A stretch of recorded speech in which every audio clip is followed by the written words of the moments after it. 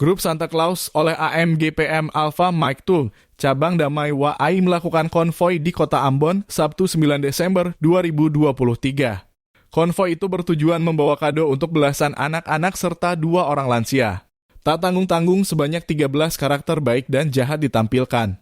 Karakter baik dipimpin Opa Santa Claus yang didampingi Santa cewek berbaju merah, Santa cewek berbaju kuning, peri merah, peri putih, Snow White, Minnie Mouse serta Winnie the Pooh.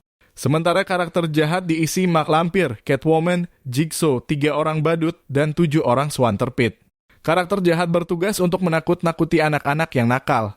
Sementara karakter baik akan menghibur anak-anak yang menangis, lalu Opa Santa Claus akan memberi nasihat dan kado.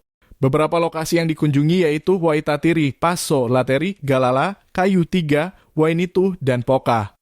Konvoi Santa Claus dijalankan setiap tahunnya oleh Ranting atau Alpha Mike Tul. Hal itu sudah menjadi agenda rutin menyongsong Natal yang dinantikan anak-anak di kota Ambon.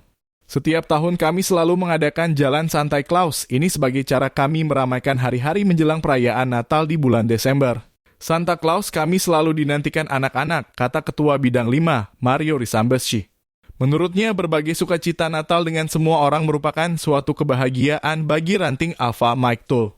Kita senang bisa menghibur anak-anak di Natal tahun ini, cetusnya.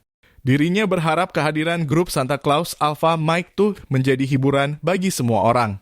Semoga Santa Claus kami dapat menghibur banyak orang, dapat membawa sukacita bagi semua orang, dan tentunya anak-anak yang dikunjungi dapat berubah menjadi anak-anak yang takut akan Tuhan, harapnya.